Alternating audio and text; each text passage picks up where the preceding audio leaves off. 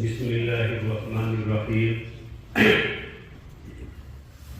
نحمده ونصلي على رسوله الكريم اما بعد فقد قال الله تبارك وتعالى في القرآن المجيد والفرقان الحميد اعوذ باللہ من الشیطان الرجیم بسم اللہ الرحمن الرحیم یا ایھا الناس انا خلقناکم من ذکر وانثی وجعلناكم شعوبا وقبائل لتعارفوا صدق اللہ العظیم اللهم صل على سيدنا محمد وعلى آل سيدنا محمد وبارك وسلم.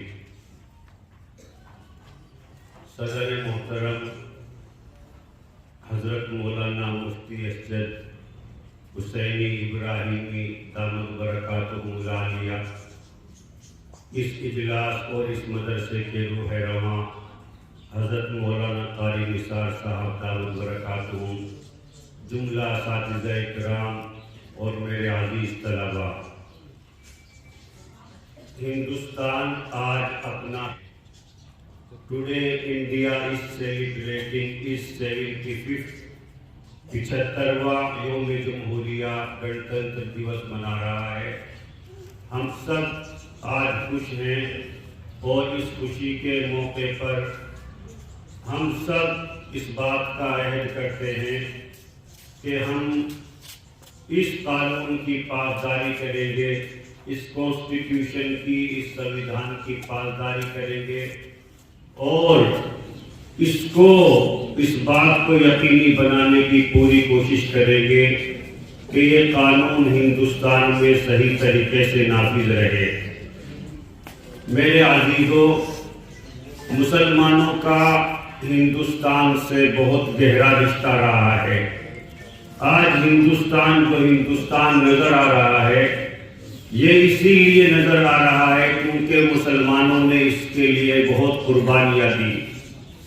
محمد بن قاسم رحمۃ اللہ علیہ کی آمد سے ہندوستان کے اندر اسلام کا آغاز ہوا اور یہاں تقریباً 600 سال تک مسلمانوں نے حکومت کی. خاص طور سے بہت سارے جو ہے رولرز، ایمپررز، شہنشاہ آتے جاتے رہے، لیکن مغلوں نے ہندوستان کو ہندوستان بنایا اور اپنا وطن بنایا. ظہیر الدین محمد بابر سے لے کر کے ہمایوں اور اس کے بعد ان کا بیٹا اکبر، ایمپرر اکبر، اور ان کے بعد شاہ جہاں، اور اس طریقے سے بہادر شاہ ظفر تک جتنے بھی بادشاہ ہوئے، سب لوگوں نے ہندوستان کی ترقی کے لیے بہت کوشش کی. خاص طور سے شاہ جہاں نے ہندوستان کے اندر بہت ساری تاریخی چیزیں بنوائی. جو ریڈ فورٹ ہے، لال قلعہ ہے، اسی طریقے سے جو ہے آگرے کا تاج محل ہے، جو سمبل آف لو ہے. جو بھی لوگ دنیا بھر میں محبت کرتے ہیں اپنی محبت کو ادھورا سمجھتے ہیں جب تک تاج محل کے سامنے آ کر کے ایک سیلفی نہیں لے لیتے. ایک شہنشاہ نے بنوا کے ہنسی تاج محل ساری دنیا کو محبت کی نشانی دی ہے. اور اس کے بعد جب ہندوستان جو ہے انگریزوں کا غلام بن گیا، انگریزوں کا اس کے اوپر تسلط ہو گیا، تو سب سے پہلے آزادی کا جو فتویٰ دیا وہ بھی ایک عالم نے دیا، اور اس کے بعد مسلمان میدان میں رہے اور اپنے ہندو بھائیوں کو بھی ساتھ میں جو ہے لیا، اور ہندوستان میں مسلمانوں نے ہندو بھائیوں کے ساتھ مل کر کے ہندوستان کو آزاد کرایا.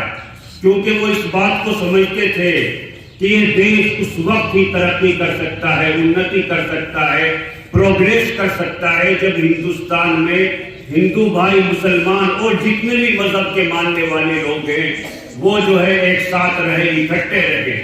اور جب وہ لوگ اکٹھا تھے تو ہندوستان نے بہت ترقی کی. خاص طور سے مغلوں کے دور میں ہندوستان کو گولڈن برڈ کہا جاتا تھا، سونے کی چڑیا کہا جاتا تھا.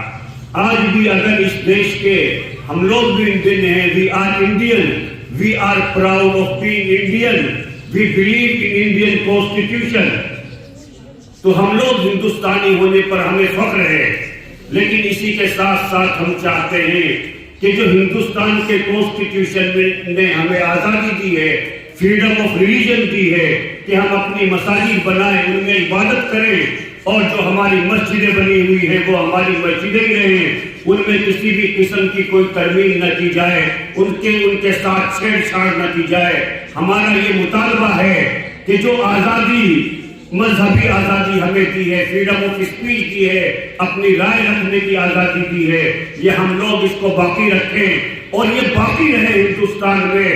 ہم اپنے مسلمان ہونے کے ساتھ ساتھ ایک اچھے شہری ہو سکتے ہیں، اور ہم کو اس کو ثابت کرنے کی ضرورت نہیں۔ ہم نے ہندوستان کو آزاد کرانے میں اس کو ثابت کیا ہے، اور اپنا خون دے کر کے جو ہے اس کو ثابت کیا ہے۔ ہم نے ہندوستان کی آزادی اپنے خون سے لکھی ہے۔ تو آج ہم اس موقع پر یہی چاہتے ہیں کہ جو ہندوستان کے کانسٹیٹیوشن نے ہمیں فریڈم آف اسپیچ دیا ہے، فریڈم آف ریلیجن دیا ہے، تو ہم اپنے مذہب پر عمل کرنے کے لیے 100% دوسروں کی طرح آزاد ہوں۔ ہم اپنے مسجد بنانے میں، اپنے مدرسوں کو بنانے میں اور ان کو مینٹین کرنے میں، ان کو برقرار رکھنے میں آزاد ہوں۔ اس عزم کے ساتھ ہی میں اپنی بات کو مکمل کرتا ہوں اور ذمہ داران کا شکریہ ادا کرتا ہوں کہ انہوں نے مجھے یہاں مدعو کیا اور آپ لوگوں کے ساتھ مختصراً بات کرنے کا موقع عنایت فرمایا۔